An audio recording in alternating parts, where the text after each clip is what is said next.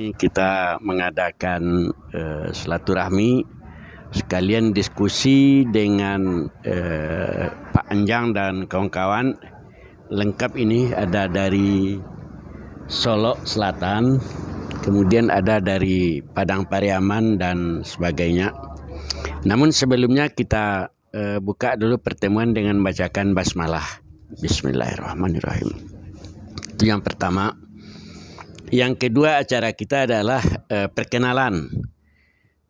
Sebagian tentu sudah kita kenal, namun lebih baik rasanya langsung aja. Silakan. Perkenalkan, nama Ronaldo Putra, asal Kabupaten Solo, Nagari Sungai Durian. Assalamualaikum warahmatullahi wabarakatuh. Nama Badris Kipari, asal Solo Selatan, kini sedang di Padang. Aktivitas swasta. Sekian. Assalamualaikum warahmatullahi wabarakatuh. Nama Sahrul, aktivitas sehari-hari lawyer, tinggal di 50 kota Tanjung Pati. Asal kampung Lubuk Minturun. Assalamualaikum warahmatullahi wabarakatuh. Nama Helmi Darmon, pekerjaan lawyer, alumni Fakultas Hukum Universitas Andalas Padang, asal di Koto Tangah, Kecamatan Koto Tangah, Kota Padang. Assalamualaikum warahmatullahi wabarakatuh. Assalamualaikum warahmatullahi wabarakatuh. Khairul Hadi M. Anik. M. Anik itu nama Buya. CHM Anik Jamba. Oke, makasih. Assalamualaikum. Mau ya gak berlain seketik. Kebetulan orang gaya dulu bertugas di luar.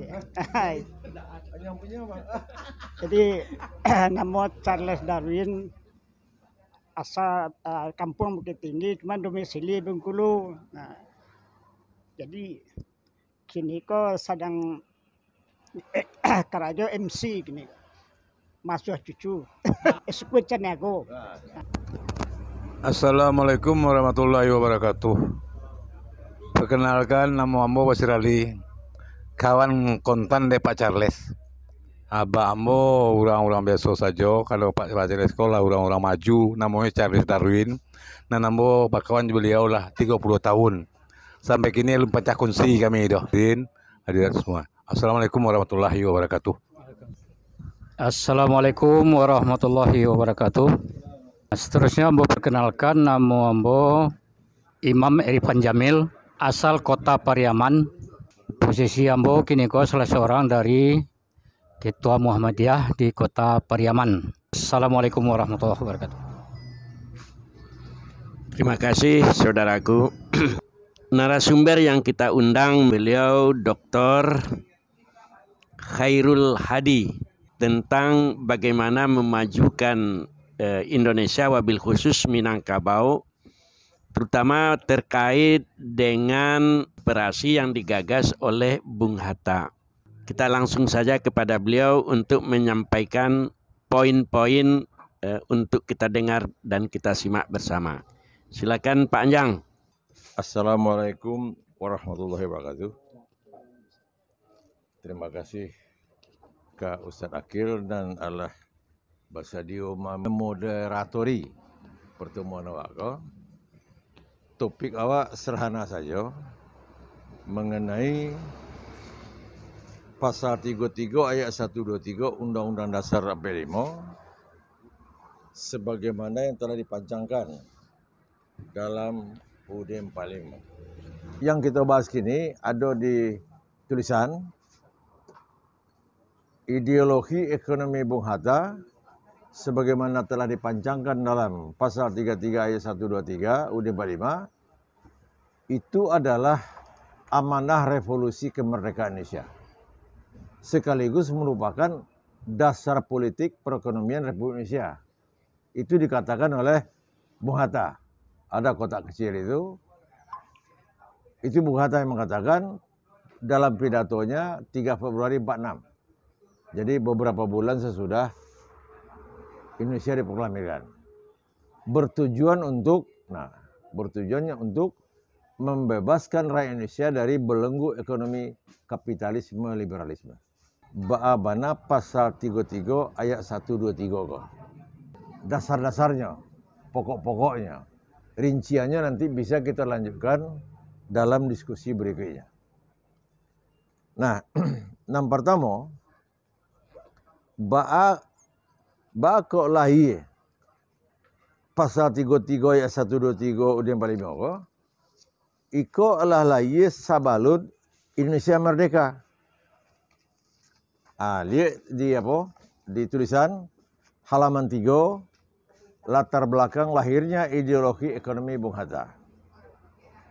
Nah, di situ kita uraikan apa saja yang diungkapkan Bung Hatta dan apa makna ungkapan itu. Kalau danjang dekan ulah lama membaca, mau ulang apa? Ungkapan Bung Hatta itu adalah dalam keadaan ekonomi kolonial titik di mana pergerakan kemerdekaan mencita-citakan Indonesia merdeka yang bersatu, berdaulat, adil dan makmur. Di kemudian hari hiduplah keyakinan bahwa bangsa Indonesia dapat mengangkat dirinya keluar dari lumpur tekanan dan hisapan apabila ekonomi rakyat disusun sebagai usaha bersama berdasarkan koperasi. Maknanya itu diungkapkan, itu terjadi di masa pergerakan kemerdekaan. Nama ngecek Bung Hatta itu sendiri. Coba kita lihat. Di dalam keadaan ekonomi kolonial ada titik-titik. Isi titik-titik. Menurut kita, titik-titik itu isinya adalah rakyat hidup miskin dan sengsara. Itu si titik-titik itu. Nah, dalam melihat keadaan serupa itu, pergerakan kemerdekaan mencita-citakan Indonesia merdeka yang bersatu, berdaulat, adil dan makmur. Di kemudian hari, hiduplah keyakinan bahwa bangsa Indonesia dapat mengangkat dirinya keluar dari lumpur tekanan dan hisapan apabila ekonomi rakyat disusun sebagai usaha bersama berdasarkan koperasi. Jadi inti Bung Hatta mengecek di sini, rakyat Indonesia yang dalam keadaan hidup miskin dan sengsara itu, kalau ekonominya disusun sebagai usaha bersama, bebasnya dari kemiskinan dan kesengsaraan. Apa yang dilakukan? Ekonomi rakyat itu disusun sebagai usaha bersama berdasarkan koperasi. Sampai kini tidak ada satupun anak bangsa yang mencoba memaknai kok. Nah, di halaman 3 sampai halaman 7 itu makna dari ungkapan tadi. Cuman kita tidak akan membacakan secara detail, baca sendiri, tapi nan perlu kita ungkapkan di sini, ekonomi rakyat itu apa? Banyak orang baca itu ekonomi rakyat, tapi ada ekonomi rakyat. Siapa ekonomi rakyat? Itu tidak pernah digali sama sekali.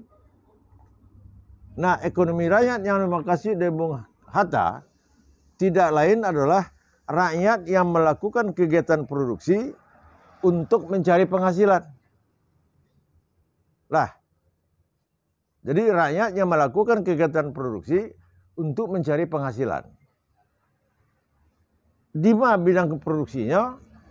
Di situ kita memaknai itu petani. Petani kolah nan mengolah lahan keluar hasil pertanian. Itu satu.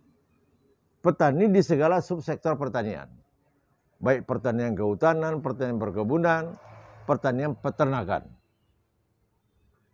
Itu satu. Yang kedua siapa? Kalau tinggal di tepi laut, nelayan. Nelayan kolah nan mencari ikan. Yang ketiga siapa? Pengrajin.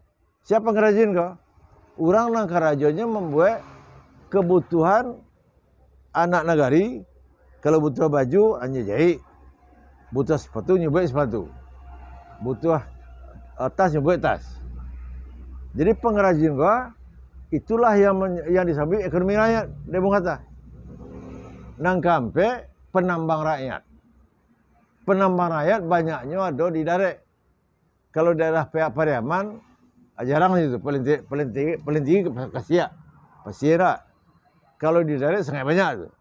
Apalagi Ameh dan sebagainya. Jadi penambang rakyat itu adalah ekonomi rakyat.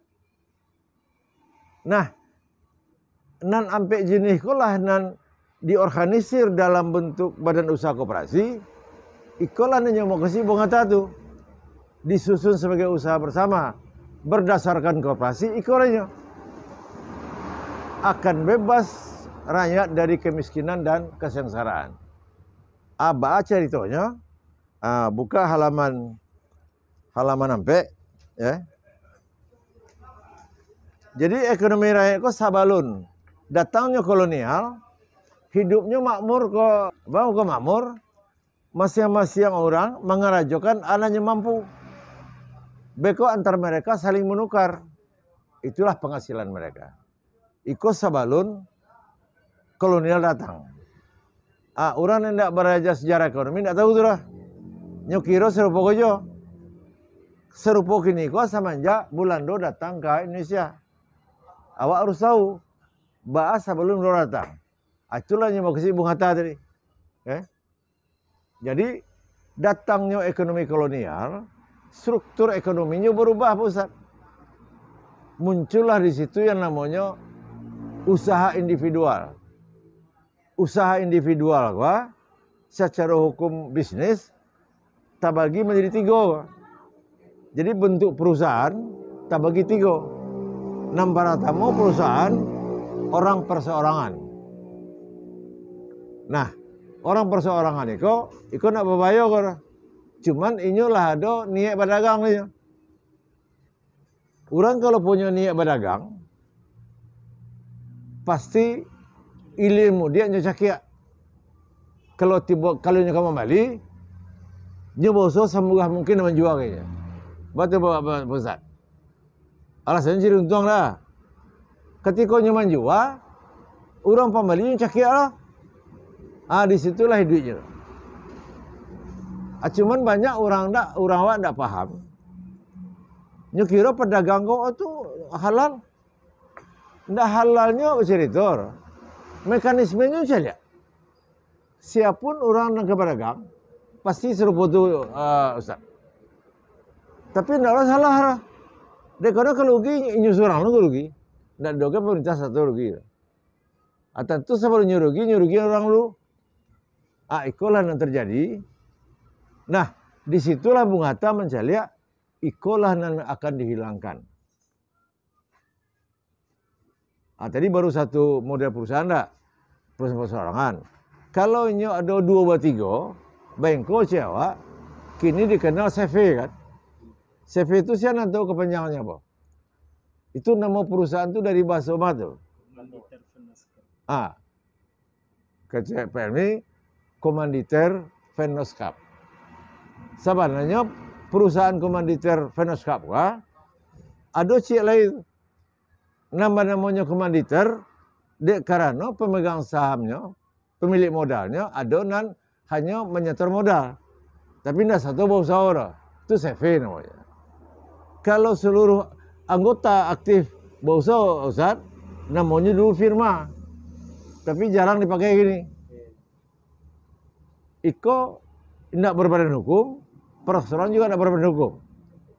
Iko tidak terlalu berbahaya. Sama aja perusahaan usaha-usaha perorangan. Nambah bahaya itu bentuk ketiga. Korporasi. Di awak kini namanya perseroan terbatas. Di mana tak bahayanya? PT Iko berstatus badan hukum. Inyo bisa lo membuat PT baru. Pemegang sahamnya PT Iko. PT nan baru bisa lo membuat PT. Lo balik ya? Beranak cucu. Nah, pemegang sahamnya pertama si Ko ya. Abeko PT nama PT Ko punya pemegang saham si Ko. Bacucu bananyo nan cie ko lah nan punya. Itu yang namanya konglomerat itu. Oligarki. kumpulannya oligarki namanya. Iko nanyo musuhnya di Bung Hatta.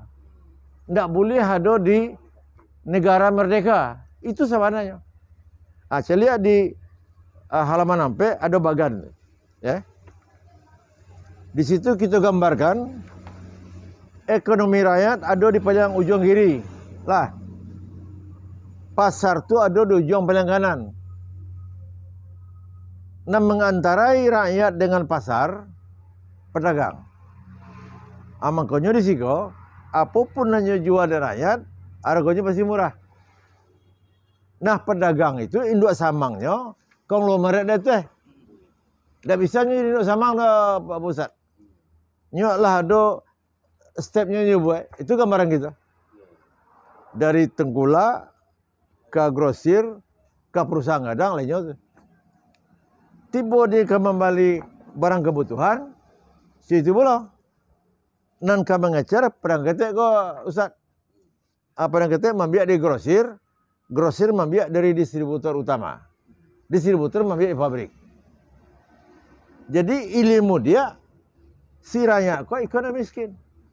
Iko nanya tentang Bung Hatta. Tapi Bung Hatta menentang bukan dengan perlawanan, dengan sistem. Lah, dengan sistem. Karena nyucali ada Bung Hatta iko membuat sangsara rakyat, muncullah ideologi ekonominya. Di poin ketiga C halaman 5. Disitulah muncul ide Bung Hatta, apa sistem ekonomi yang bisa melindungi ekonomi rakyat tadi dari tekanan dan hisapan ekonomi kapitalis. Itulah ceritanya. Sistem ekonomi itu, ekonomi rakyat disusun sebagai usaha bersama berdasarkan koperasi. Naik kokolah hampir sadonyo ahli ekonomi awak tidak paham. Anjang mereka mengecen tu.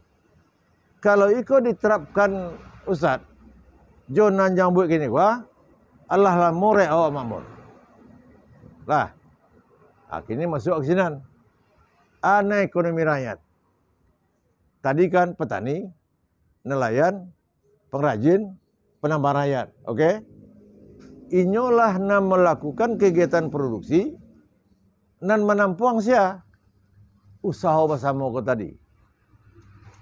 Usaha bersama ko namanya di Bung Hatta Koperasi. Sebelum kita lanjutkan, anan usaha bersama ko.